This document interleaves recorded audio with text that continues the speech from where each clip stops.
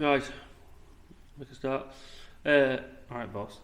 Look at you, New Year, full of it. Yeah, Happy New Year. Yes, James, Happy New Year. Christmas soon came and went, as it always does. Too quickly. Well, the day itself goes too quickly. Yeah. There's all build up, and then suddenly the day's here. Wow! And next thing you know, you're nursing an overfull stomach. Yeah.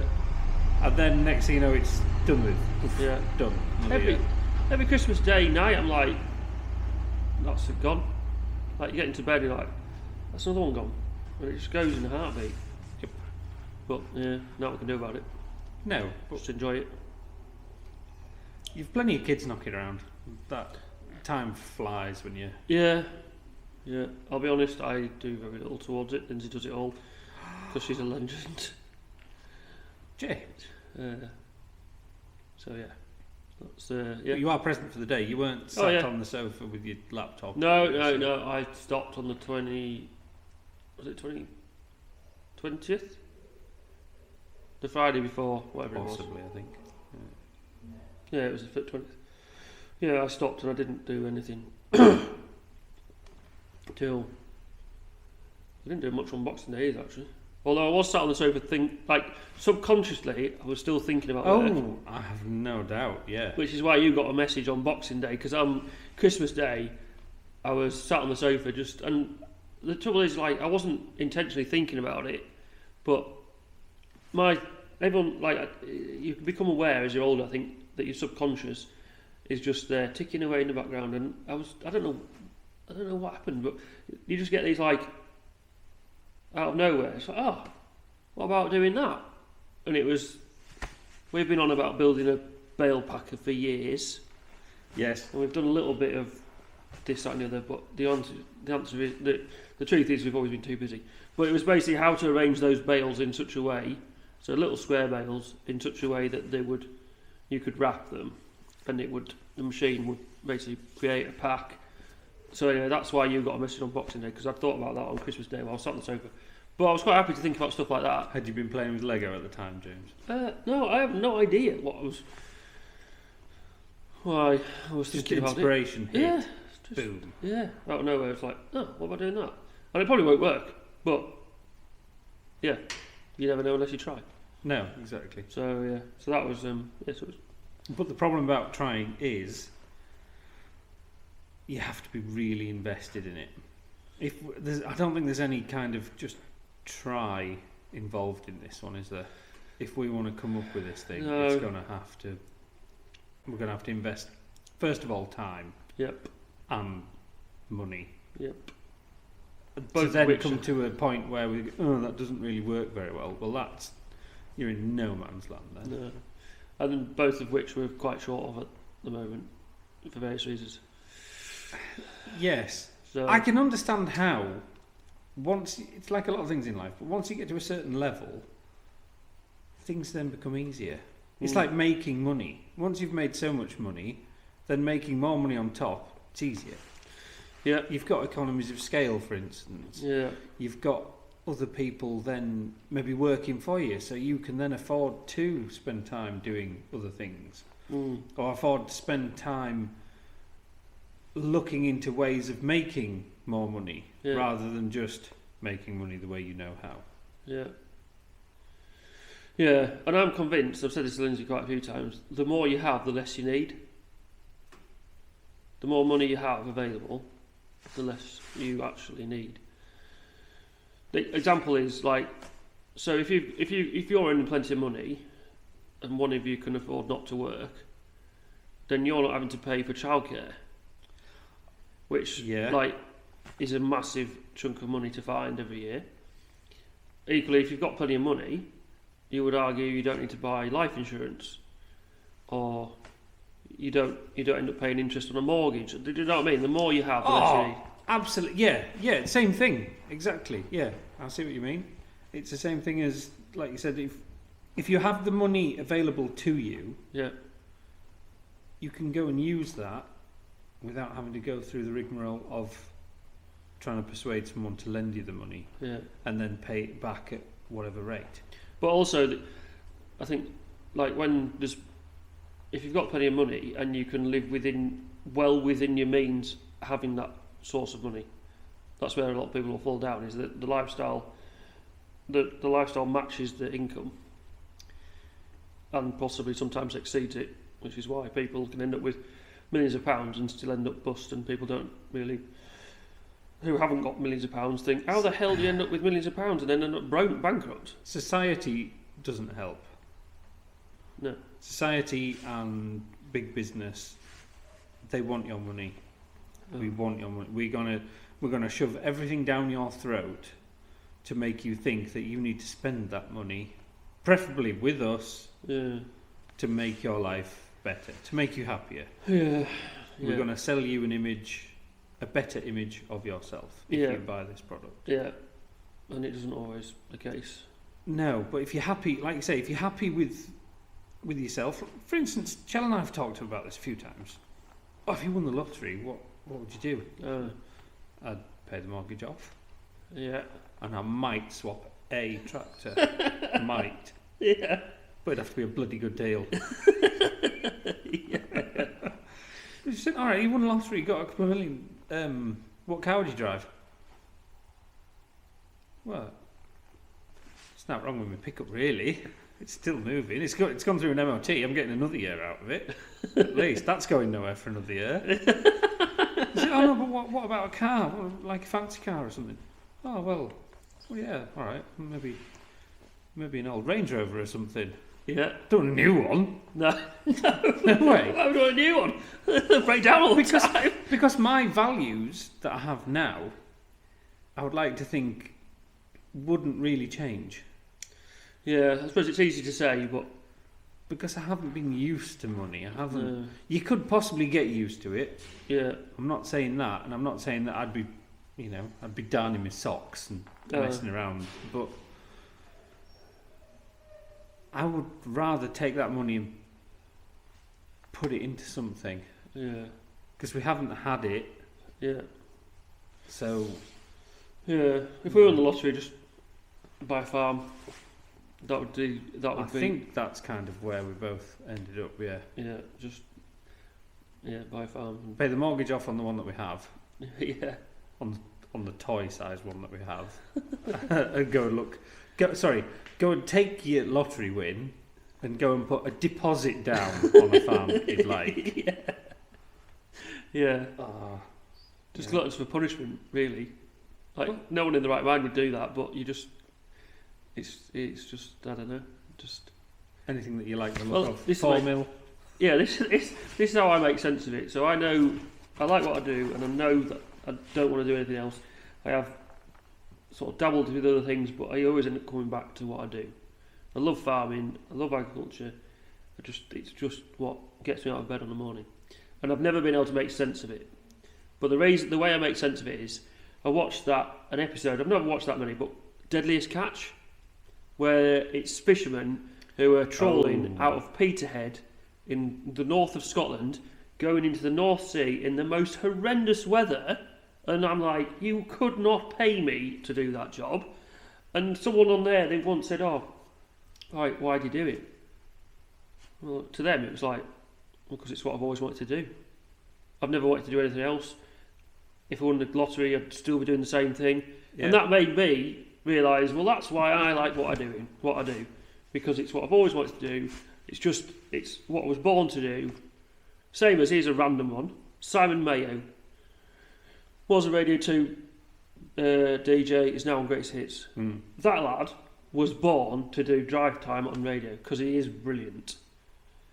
He's absolutely brilliant, and if I ever speak to him, I will thank him for the hours of entertainment. I'll also thank the person whoever it was at Greatest Hits Radio, who went to him with a checkbook and said, how much, and wrote that cheque and got him to go there to get him back on radio, or, well, drive time radio. Yeah. I would thank that person as well, because I really like listening to him. But the point is, that lad was born to do drive time radio. He's just so good at it, in my personal opinion. Can we get that in there? So what you're saying is it's horses for courses? Yeah. True. Yeah. So the unfortunate thing is that sometimes the thing that you like, that you're interested in, that you will take a lot of shit from because of that. Unfortunately, sometimes not a lot of money in it. Yeah, and well, yeah, there's not a lot of money in it, and being in a position to do what you want to do makes it quite difficult to get started. But I sort of think that's part of it, really. If it was easy, everyone would be doing it. Yeah. And You're almost talking about turning a hobby into a business. Because if it's a hobby, then you'd technically say, oh, well, that's just a hobby, it's not a business. It's not making money. If it's just something that you like doing. Yeah. Yes. But anyway. So, yeah, that was Christmas and New Year. So we've gone from Christmas and New Year to if you won the lottery, needing to crack on and make this bale packer. Well, yeah. to make the millions that will then buy us a farm. Exactly, yeah. It's simple. It's all out there. It's laid out for us in a step-by-step plan. But a roadmap. We just can't jump that initial step of the idea that's going to sell millions. But I'm sorry to break it to you, it isn't going to sell millions either.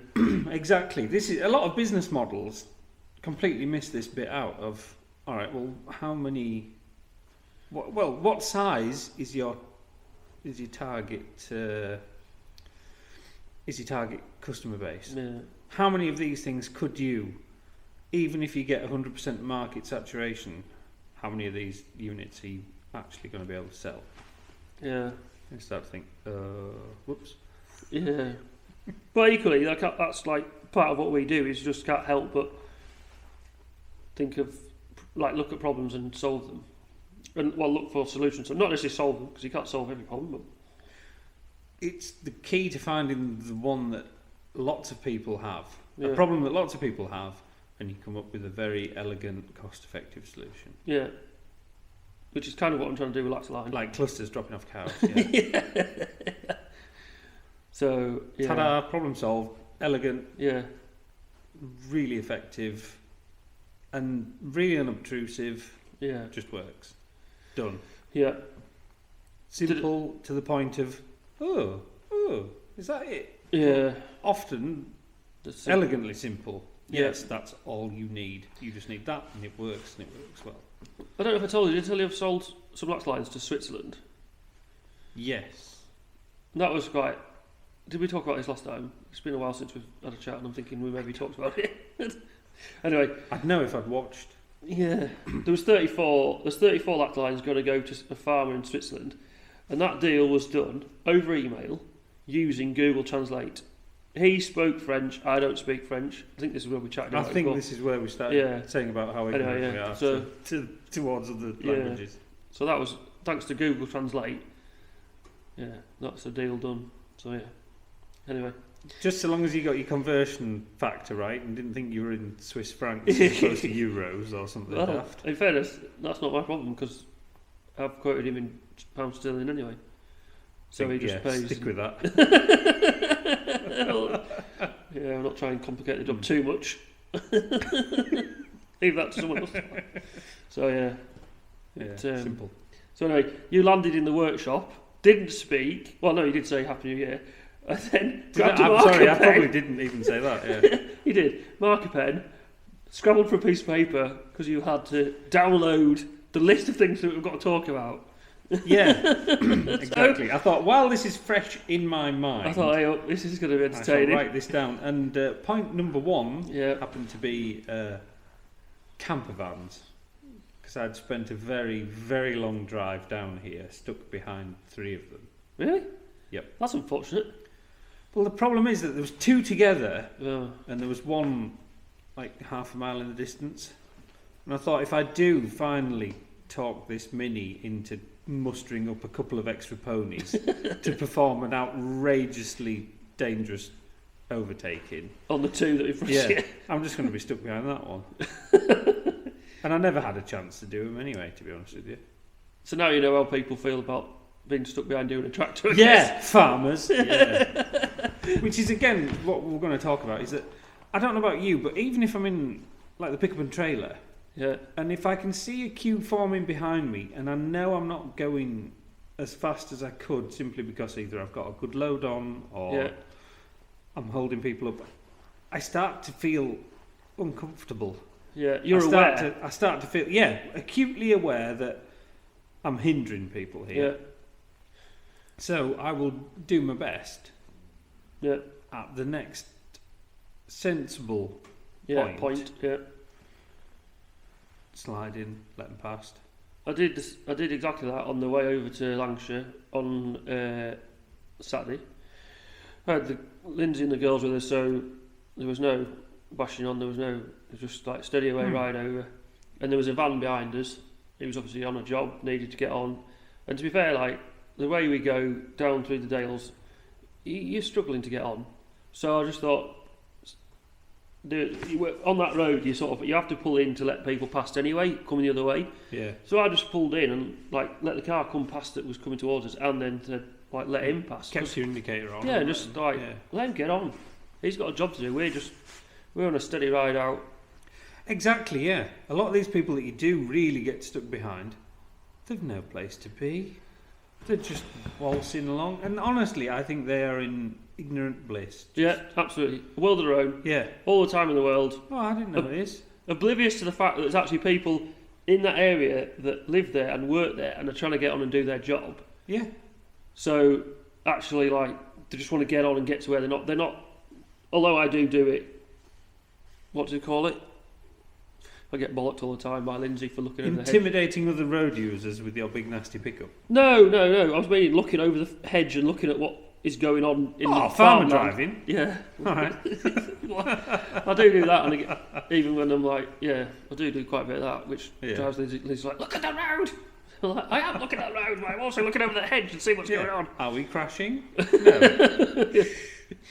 Yes, I might have been close to the white line, but I wasn't over it. True. So, I think they're just in a different world, aren't they?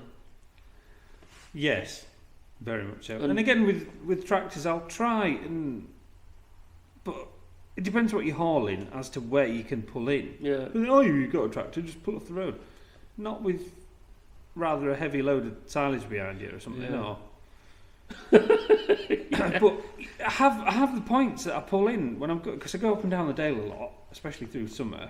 There's certain points where you can pull in, but sometimes you'll pull in the car that's been harassing you for the past couple of like showing you the lights and weaving about, just sat there, won't come past you. Just set off, you turd. But anyway, that's enough of that. Because we've got a lot of things to talk about. Because I wrote a lot of stuff down. There's going to be an interruption. Where would you like to go next, James? Because there's something on there that I haven't written down that I've noticed that there isn't a white elephant sat in the room at the moment on stilts waiting for a steering rack. It's on it. We are going to get interrupted in a minute because it's going to land down in a minute. Lucinda's first day at nursery. Lindsay's taking her for an hour. So Oh wow. Big event. So because the steering rack's on but it hasn't had the tracking done, we're not going very far in it. So she's landing down in it and taking the pickup to take Lucinda. I'm worried about this tracking malarkey. I'd wait. I'd just let it carry on, and then just in, I don't know, 20 miles or whatever, she will have bared off the tyres to show you exactly where you're going wrong. We've ripped tyres off for fun, so it just does my head in. I'm still me pointing and at the her, driver. No, it's not the car. I think mainly what it is, it's where we live. It's just the track that we go up and down on a daily basis is not. And I don't dislike the fact it's not smooth. It's the driver. No, but I'm not blaming that 100%. But it's just where we live. Just roads aren't that smooth, so it gets knocked out quite consistently, and we rip tyres off pretty rapidly. So try and make them last as long as possible. What about punctures? Not so much. Touch wood, not recently. Ah, right. We did go through a spell of it was just ridiculous.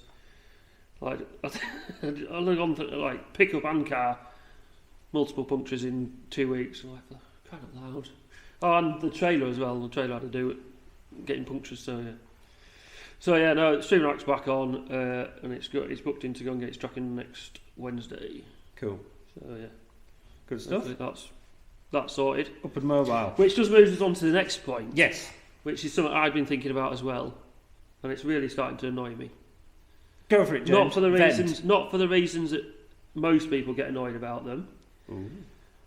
But electric cars. Now everybody's like, a lot of people got bees in the bonnets about them. My bee in the bonnet is that the government have always had a bad habit of incentivising people to go down a certain route. Yes. So years ago, they incentivised everybody to go down the route of diesel cars. That's what you need to buy. That's what you need to run.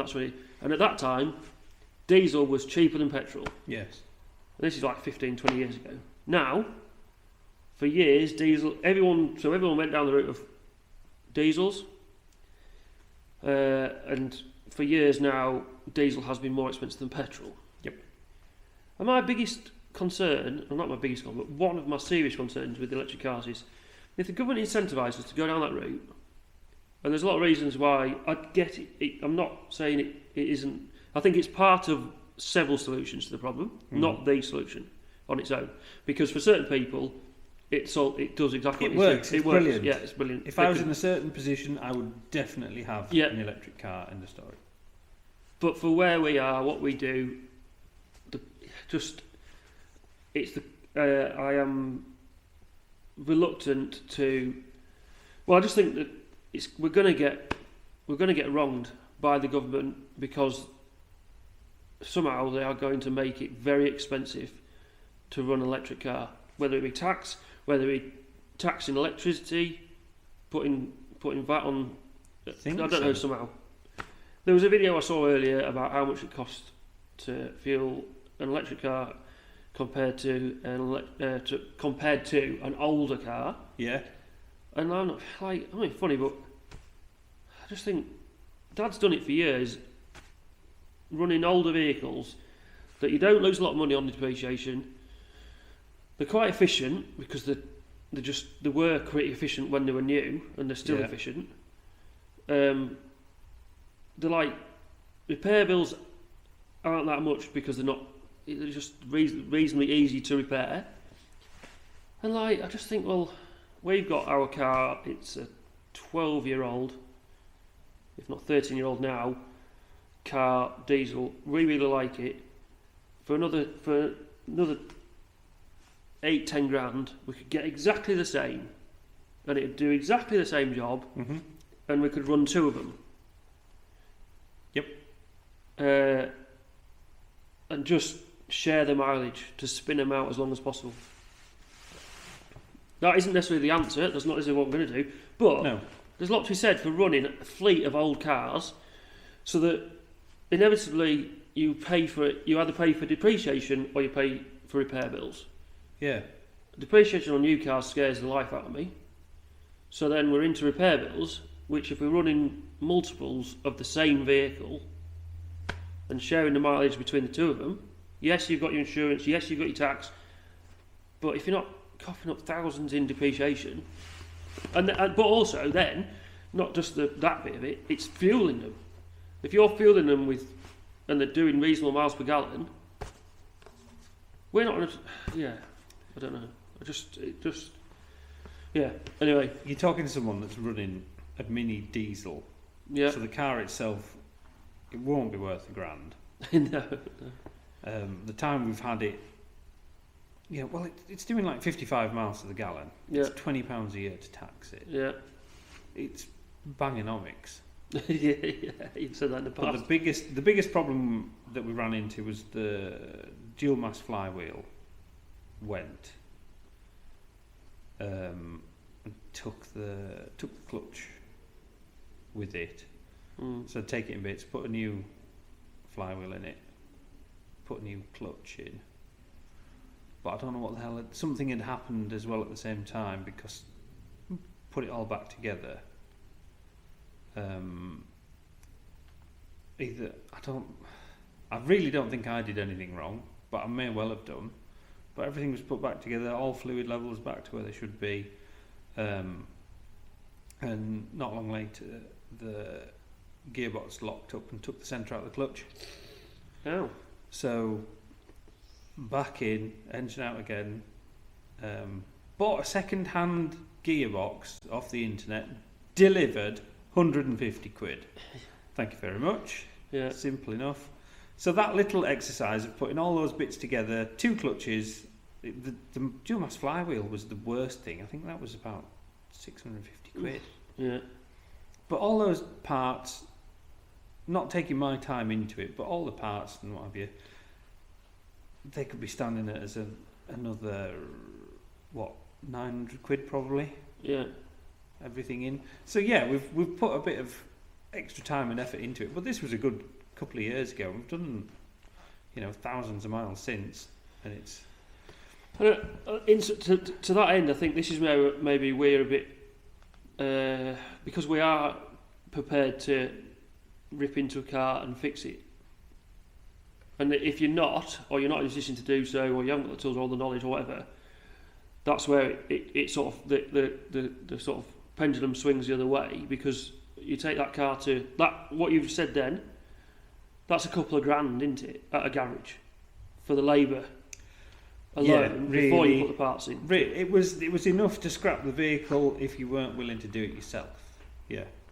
Well, like putting the steering rack on Lindsay's car, that would have been a couple of grand if it had gone to a garage. Yeah. So you'd argue, well, is it worth it? True. Speak of the devil. And with that, yeah, they've just landed. I can hear if you can hear the turbos chirping and the diffs cooling off. We didn't hear any tyres squealing. So. Well, no, but she's brave. She's turned it off now with the turbo cherry red. That'll be good for it. Have you got any of them on order? I did have to put a turbo into a Volvo V50 once because it tried blowing the engine up. But luckily, I realised what was happening fast enough that I stalled it on the gearbox. Oh, well done. Yeah. Yeah, but where's the fun in that? Let it go. Let it go. Let it eat itself. Eat that Fluid. foil.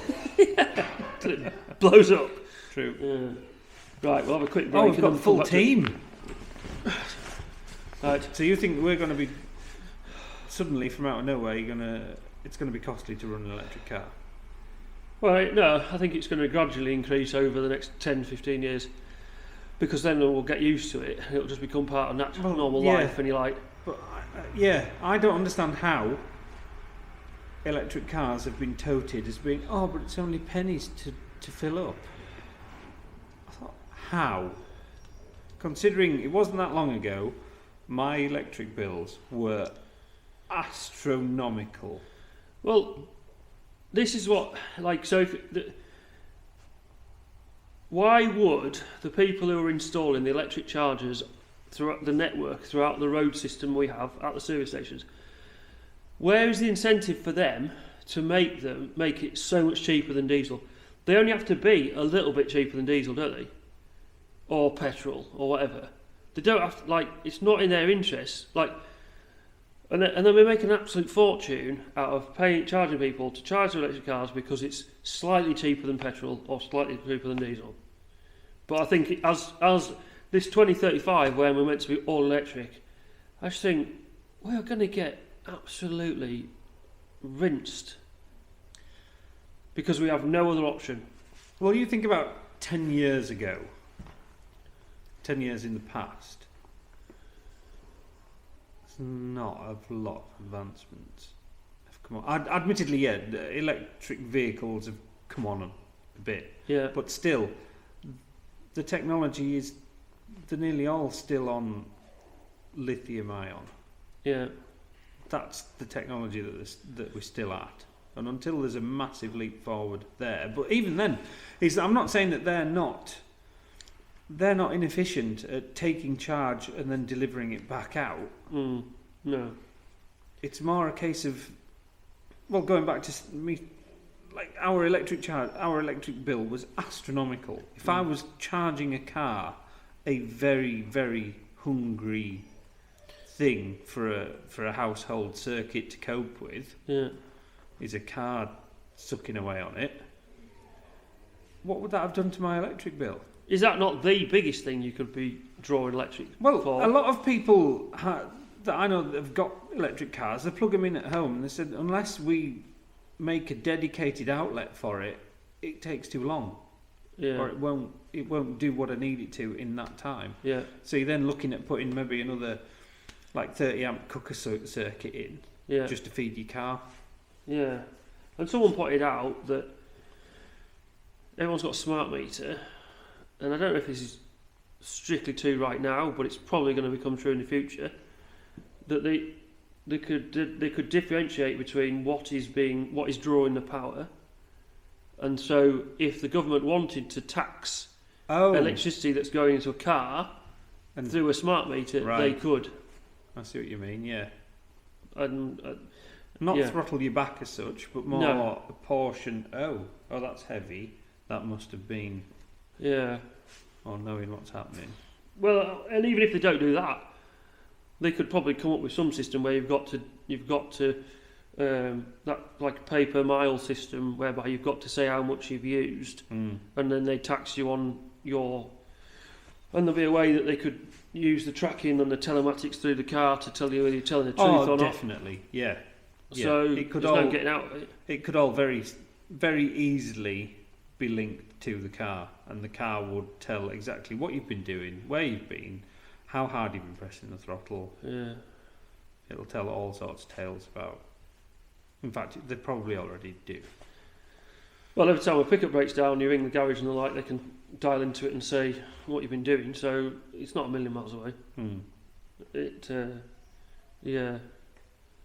Plus, if it is so cheap, get an electric car because you fill up for pennies. It's pennies compared to. All right. So why then do some electric hungry, say, dairy farms?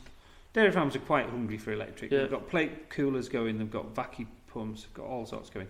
How come there were some people out there contemplating buying a generator, running it on white diesel, and it's still being cheaper than paying the electric bill? Well, so let's just run that by again. Yeah. That's an internal combustion engine producing electricity on site cheaper than what it's coming through the national grid. So there was a farmer in Lancashire that I fitted robots for a long time ago. I think 2006 was the first time I put a robot milking machine in for him, and he put a second one in a few years later.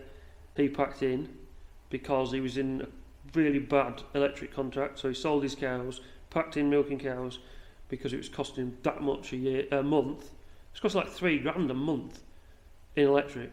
It wasn't sustainable to carry on. So he sold his cows, and it was sort of probably the last nail in the coffin. But equally, it was the reason they went. It was the final reason they went. Was the electric. So yeah, I just think we're heading for trouble. Big trouble. Not because like everybody's got the bee in the bonnet about how they're made. Forget that. It's just living with the running costs and the expense of running electric car. So this is on the flip side. When the Teslas first came out, I've got a friend in Derbyshire who's a farmer, and his uncle bought a Tesla a long time ago because when they first came out, they had free charging for life, and it went with the car, not the owner. Really? So that car has got free charging for life. Yeah.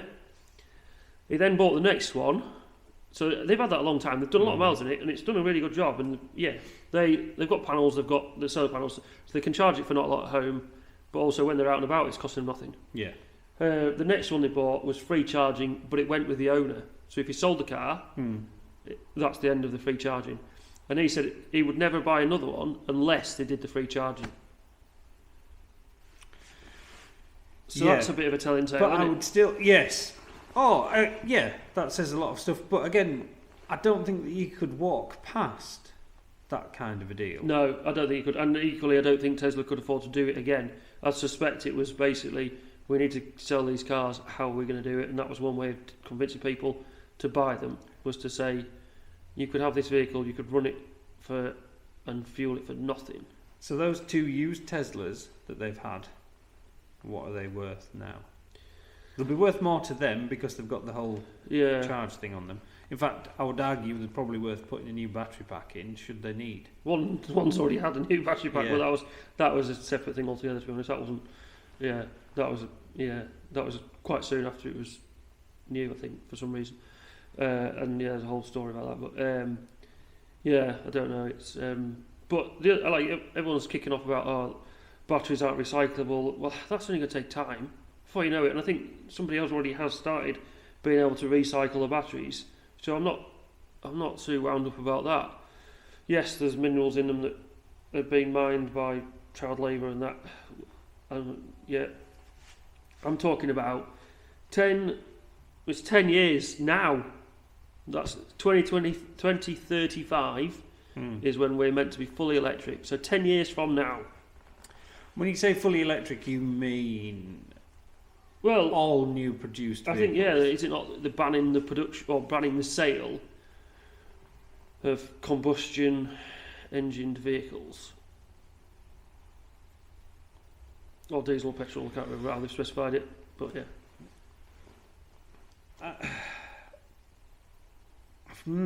I've nothing against new technology if it works. If it works, that's fine. But there's lots of things that stop something from working, and it's not the physical can it do it. It's more a case of can it do it? What's it going to cost? Yeah. That's ultimately vehicles. They're just they are transport. Yeah. But I know they mean so much more to people. And that's this whole value-added thing of why people will then spend £100,000 on a car as opposed to 1,000. Yeah. I did the last episode of the Grand Tour came out early in the year, and I didn't watch it at the time because I thought I'll watch that between Christmas and New Year. I'm going to save it and watch it, and we watched it. And one of the reasons that Jeremy Clarkson said that they've packed in with the Grand Tour is because you can't. He just says, like, electric cars are just white goods. You can't review them the way they review. So he said, I'd rather not do it at all and just pack it in. Yeah. Ooh, the power delivery of this electric motor is seamless. Yeah. Exactly the same as the other. It's just like that one sat next to it. Yeah. There's so much more to anyway. Yeah. That's a different kettle of fish, isn't it? So you've put floods on there. Just about electric cars in floods. Right. How do they cope with getting the batteries wet? Because am I right in thinking that usually these motors run at about 400 volts? Well, amusingly, yeah, I know of a Tesla that's had a new battery because supposedly it got driven through water. But it was quite new and the owner hadn't driven through water, and it ended up getting sorted on the insurance, much to the owner's annoyance. Because it's like, this is just a joke. This is Tesla taking the... they'd accused him of driving through water. Yeah, and they knew they hadn't. And like, the insurance... And his words were, he told the insurance, do not pay out. Because basically Tesla said, claim on your insurance. And he told the insurance company, I don't want you to pay out for this. No. It's up to you whether you pay out or not. But I don't want you to because this is a false claim. This isn't right. But in fairness, the insurance company paid out for it and it got fixed. He wasn't going to pay for it to get fixed because he... Anyway, yeah. So, yeah.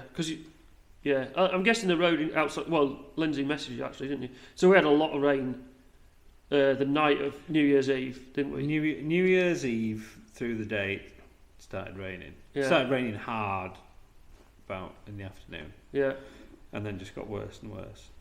And so of course the rivers came up and it was flooded outside your house? Yeah. Yeah. Yep. And it just made me wonder because there was cars littered all up and down the Dale, just people blindly wandering into the floodwaters. There's big electric matrix signs up where it's really bad saying road flooded, road closed. Right. We'll just drive past that. Right. No, they don't mean it. No, that's not for us. Oh, there's a big massive puddle here and I can't see the white lines in the middle of the road anymore. But I'll venture in the dark just to... Oh, why is the car stopped? So it turned out that I went out of the house just to check and see how things were, and I could just see a number plate of a car reflecting just down the road, just next to the buildings. Oh, a bit weird. Anyway, walked up to it, and it turns out that couple had driven into the water, car stopped, another passerby had dragged them out, onto dry land, so that then they could then, ring up whoever to come and get them or rescue them or be recovered. But they were just sat in the car, shivering a bit. So I think, Christ, it's about 10 o'clock at night. I said, "Do you two want a cup of tea or something?" "Oh, if you wouldn't mind." So I went back into the house, made him a big brew each, and some biscuits and what have you. And took them round. I said, "Here, look, because they said that someone was on the way to recover them." Right. I said, "Look, if you've any more difficulties, or if that turns out that it's not going to happen or whatever," I said, "for God's sakes, come to the house." "Oh yes, thank you. No, I will do." But I don't like seeing people in peril or in trouble, and I've dragged lots of people out of the water, and we've given people shelter in the past, and folk coming, wet to here, knocking on the door. "I'm so cold." It's like, all right, come on in. There's a log But burner. the vast majority really, really thankful. Thank you for all your help.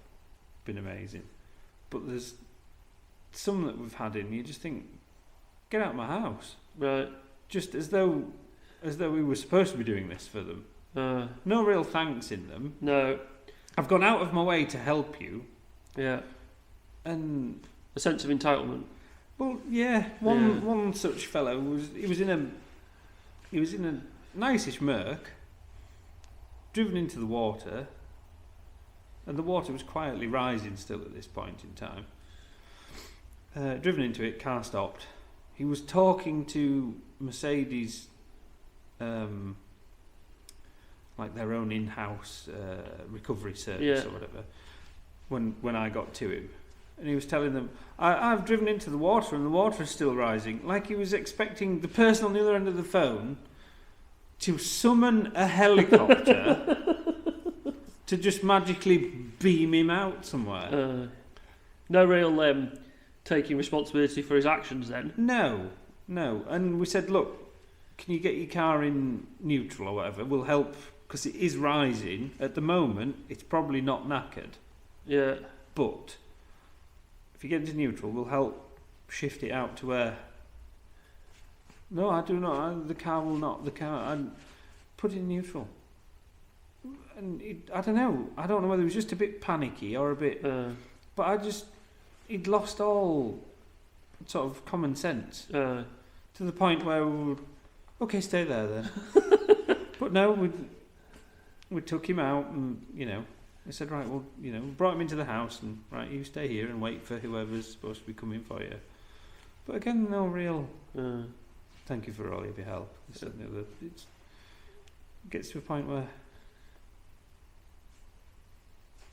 I'm doing this to help, and I'm not expecting wealth and riches in return, but just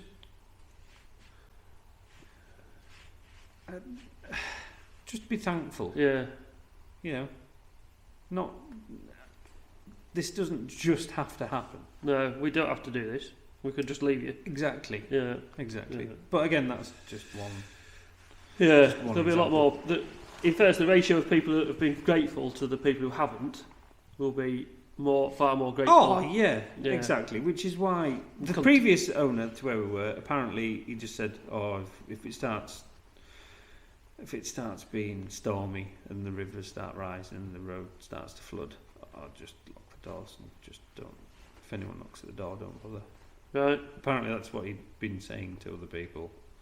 That's how he'd got. But I think that's just time weathered sort of attitude where he'd gone out of his way probably many times in the past and fallen foul of ill tempers and what have you. Yeah.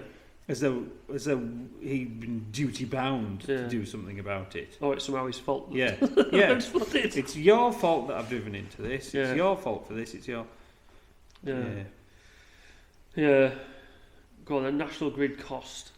Oh no, that was just what we were talking about, charging electric cars. Right. And just how has somebody crunched the numbers and it has become apparent that it is cheaper to shove diesel through a generator to create electricity rather than it coming off the grid. Yeah, that's a ridiculous So situation to be in. We're pushing electric cars because they're cheaper to run, or we're making them cheaper to run, and yet our electric is really rather expensive. I don't understand. Go on the next one then. I don't. Oh yeah. I just happened to notice.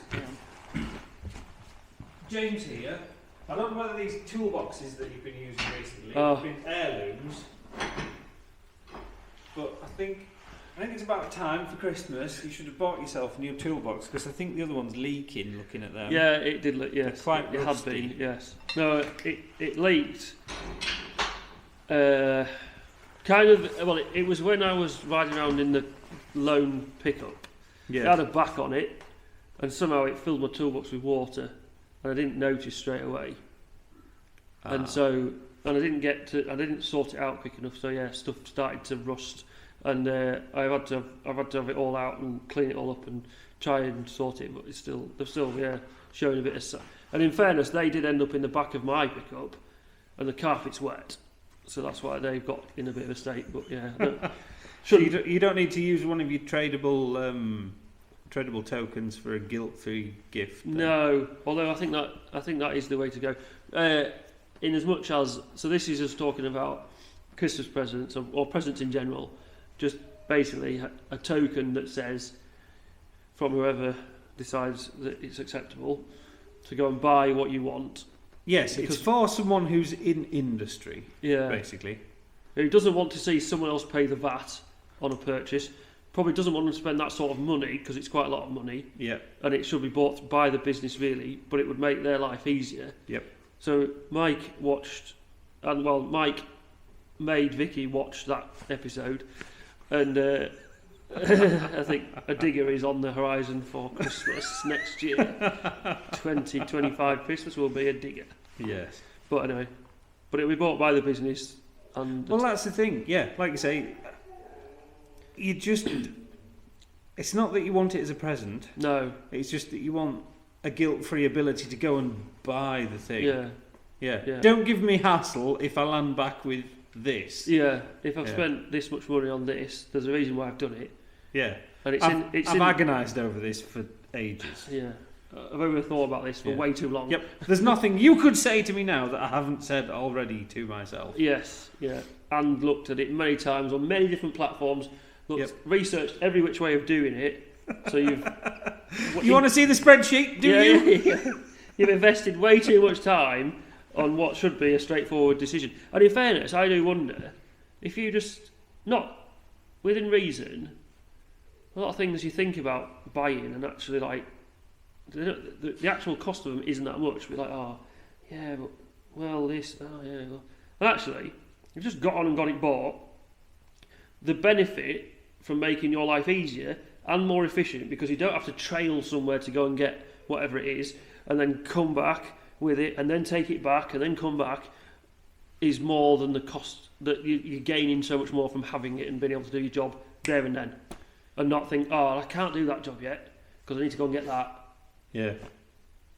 I just wonder, every situation is different, but yeah, I just do wonder whether it's just having the stuff. Well, example is, I've got to make some bits this afternoon that should be laser cut, and it's annoying me that I'm going to have to make them because they should be laser cut, and it's going to take longer for me to make them. That's a bit of a different situation, but yeah, but you see, you could sell the story behind it. It can be like buying a cheap Casio or a handmade Swiss watch. Really? You could say this is some craftsmanship gone into this. Oh. So you think the compact front boxes, they're going to have brackets that are handmade? Yeah. Because they haven't been laser cut, should be more expensive. Say, look, this is bespoke. This is bespoke. Yeah. This is not on the normal menu. Okay. Yeah. This is you start to fluff the potential customer. Yeah. Say, look, not everybody gets this. The fact it doesn't look just perfect, you're paying more for that. Character, James. Character. Yeah. So and then the final point on the list, you've put LAMMA. Yeah, that's looming, isn't it? Hence why we're here on the 3rd of January. Second today. On the 2nd of January. Yeah, that's why we were back at it straight away.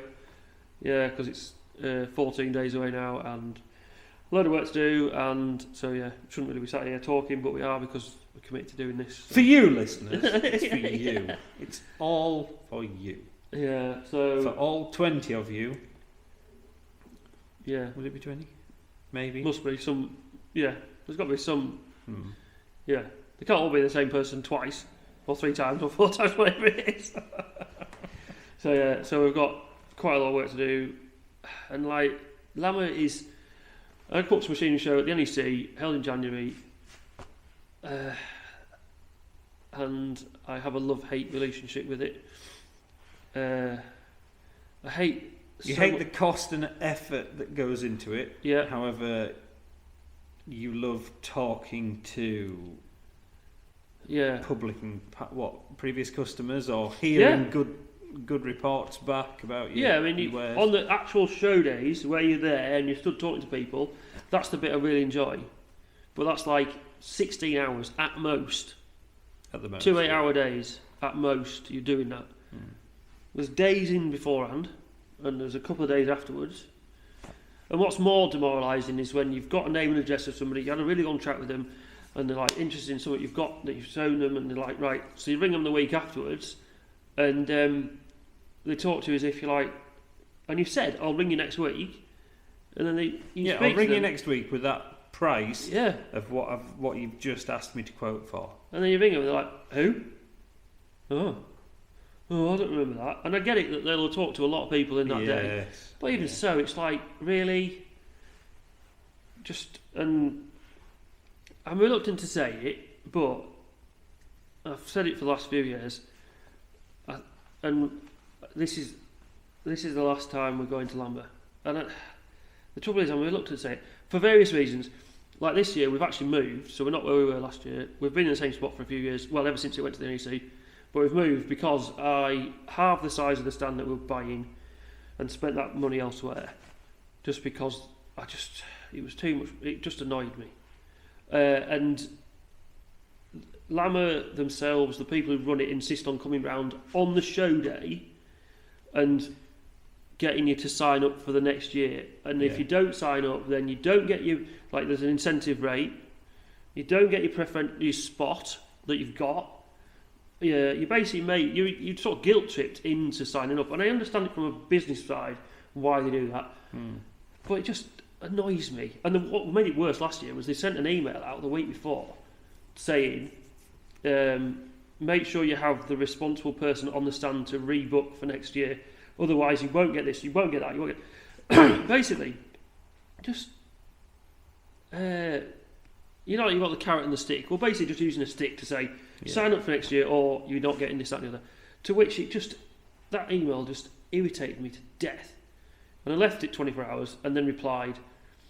And most of the time, if I'm in that situation, I'll write a reply and I'll put it in front of Lindsay and say, this is what's happened, this is what I've written. And she'll say, you're an idiot, don't send that.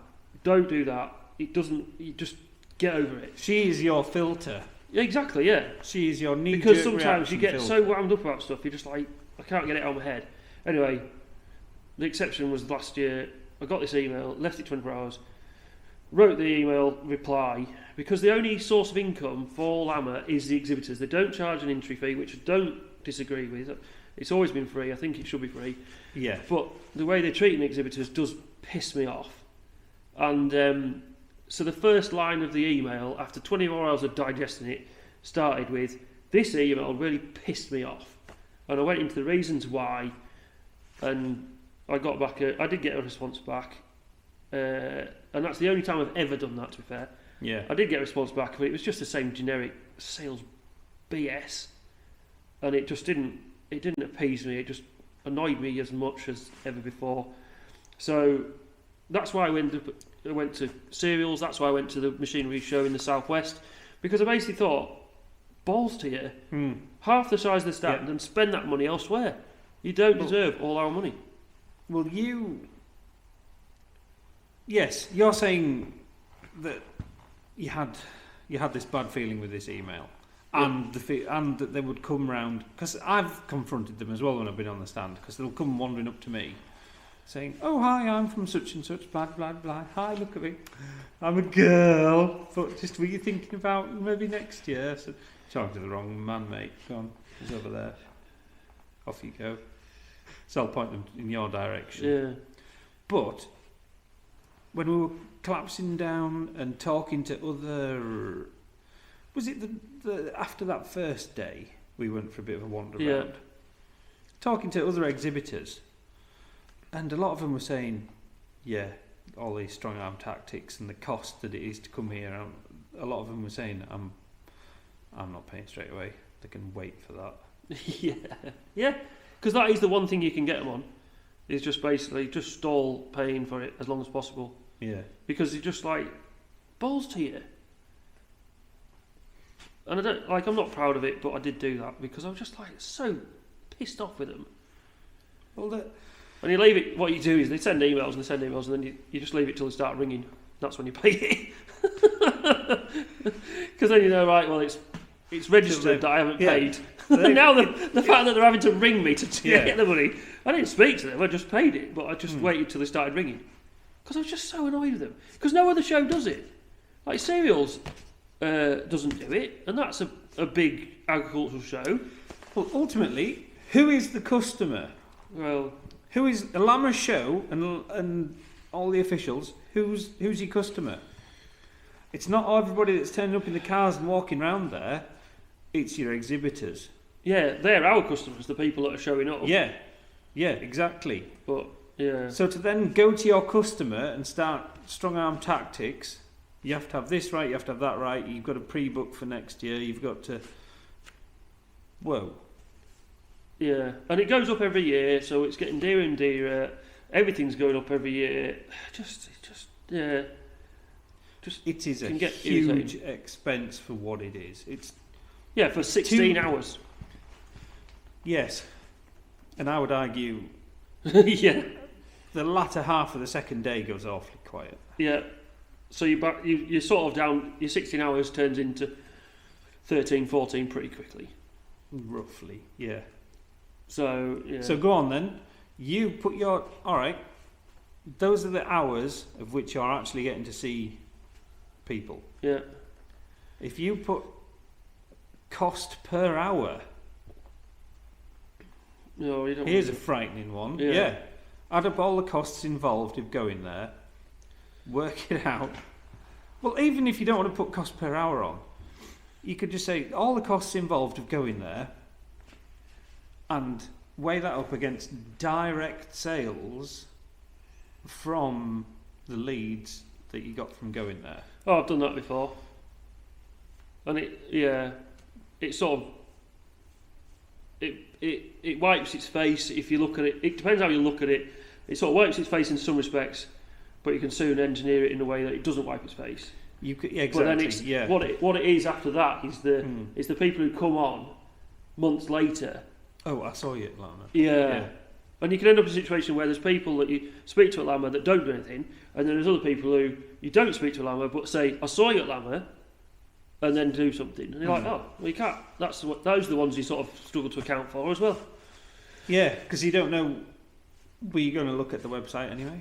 Well, and the flip side is to this. This is the flip side. So, I find marketing quite difficult, but the money that we spend at LAMMA or any show, all shows, if we took that and put that into somebody who knows how to do the marketing, knows how to make everything just tick and just work. Camera number 2. Yeah, we're on to another camera because this one died. It died of exposure and cold. Yeah, it did. I think the battery, the cold does the battery quite quickly, doesn't it?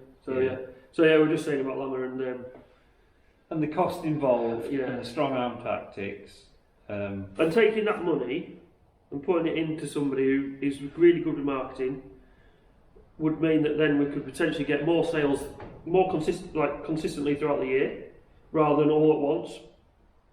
Because you get like a load of inquiries off the back of LAMMA, and it's a good way to kick the year off. But you do sort of wonder: is it would that be a better way? Just stop doing any shows. And I don't. Shows have their place, but the money involved just gets out of hand quite quickly. Yes. And like, it's all relative to how much effort you're putting in and how big your stand is. So like, when you've got big manufacturers like Kuhn, like Krone, and those who have got massive stands there, who have got an army of staff to pay, who have got a fleet of wagons to get everything there and cleaned and everything, it's all relative. The cost is all relative to the size of the stand, because it's all relative to the amount of effort that people get put in. all their staff there. They've got to house them. Yeah, feed them. Yeah. It's like you say. It's. I bet if they drew a bottom line of what it cost them to go, rent half a hall. Yeah. Yeah.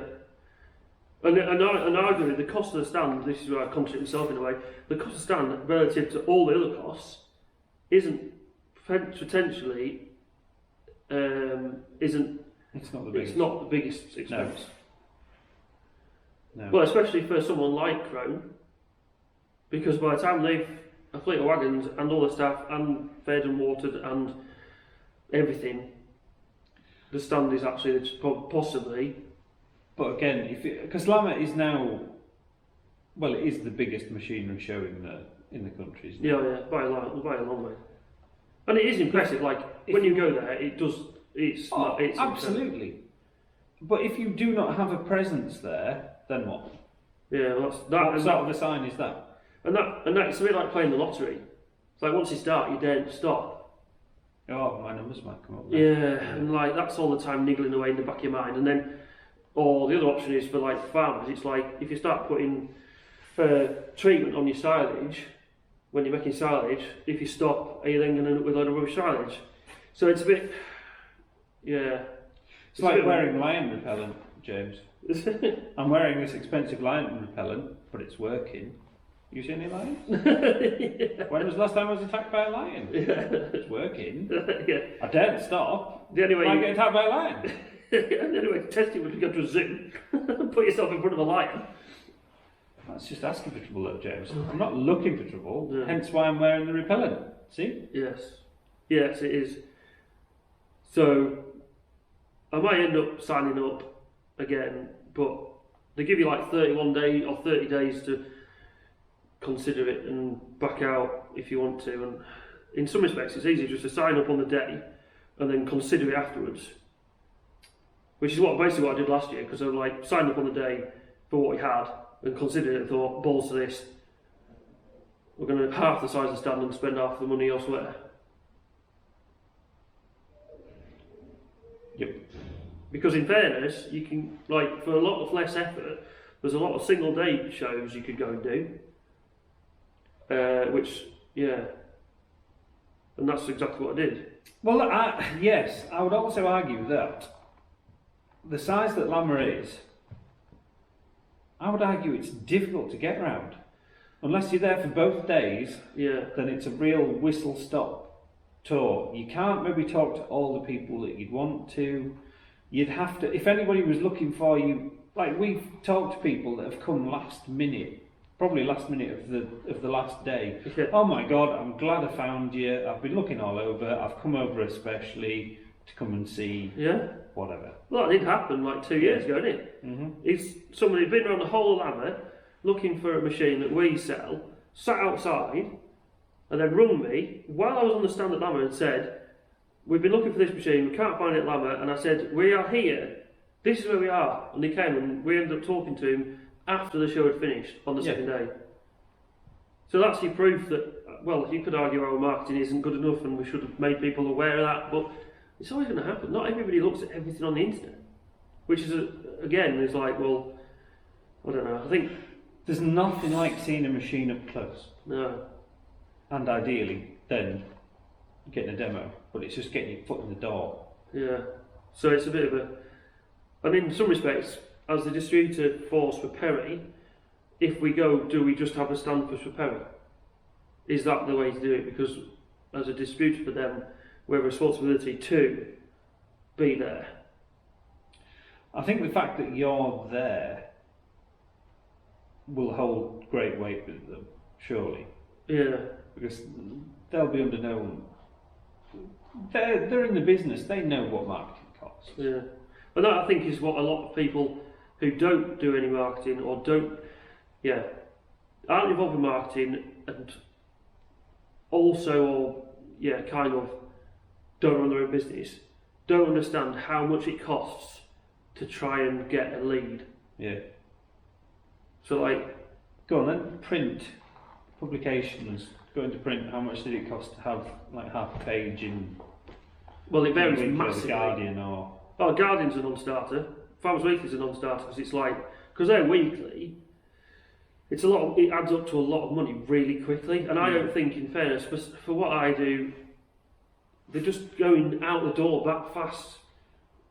And I did try doing a Facebook advertising with Farmers Garden last year, but it didn't. I don't know. The print advertising is quite entertaining really because I do some print advertising for various reasons. So the print advertising that I do is I do it because it is cheap. It's cheap enough for me to want to do it. That's the way to put it. Yeah. And in fairness, I don't always want to do it, but we have a bit of a negotiation, and then it happens. But the prices they have their rate card, which tells you the price of all the like full page, half page, whatever. It's astronomical. How you justify it if you pay those prices, I would love to know, because to do the enough business to justify paying that money. Yeah, I suppose some people will be doing big ticket items, but you need to be doing a few of them to justify it. Yeah. And I suppose in some respects it's just I'm not in that situation. I'm in a different sort of business in some respects, so that's why I can't get my head around it. But yeah, it's and that's why, in fairness, I've started doing more videos because all they cost me is a bit of time. That's why I like doing this. It's the time we spend doing it. Yep. I'm not paying anybody else to do it. No. And ultimately, things are worth what you pay for them. Anyone's looking for insightful, spot on, informed, researched, non-opinionated. Exactly. Yeah, impartial. Fact. That's exactly. Yeah, fact basically. Don't come here. Yeah. That's not what you're going to get. We deal in bigotry. Yeah. You get two mid-40s men opinions. Yeah. Based on. But I would like to think that we are fairly sensible. Well, yeah. I would say that we're tolerant of lots of things, like for instance our own government for a start, to a point. We'll keep out that one today. But it's anyway, we should get on. Yes. So thank you very much for watching. It's been a bit of a on our many cameras. and various breaks. Our little interludes. Yeah. For various reasons, but anyway, we will crack on with getting ready for LAMMA. Yeah. See you at LAMMA. Yes. Come over, say hello. All 20 of them. Well, we're talking 20 regular viewers, maybe less. Yes. Come and say hello. Hole 7 stands 720, and we used to be right at the front of hole 7, but we're now sort of in the middle of hole 7. But it's a like 10 metre long strip, open on 3 sides, so you should be easy enough to find us. We'll have plenty of flashing lights going on the boxes. So. Yeah, and cakes. Lots of cake. Lindsay's on well, not yet, but Lindsay's sorting out the cakes, so there'll be cakes and tea. Should we have some sort of a thing for for subscribers? If you could show us proof that you were a subscriber, you will get a cake. Oh, we'll just have cakes anyway. No, because we've got cakes anyway, and we've got to get rid of them. It's like, just come and get a cake. Yeah, the rule is they don't go home. We don't go home with cakes. They have to be gone. We never have done yet. No. But we could. Oh, damn it. Oh, if I thought about this sooner, I probably could have got some hats made and said, come and show us you're a subscriber and you could have a free hat. But anyway, we're not that organised. Yeah, exactly. You see, good ideas, but just late. Yeah, just too late. Yeah. So yeah, right. Yeah, let's get that Okay, one sparked up. Goodbye.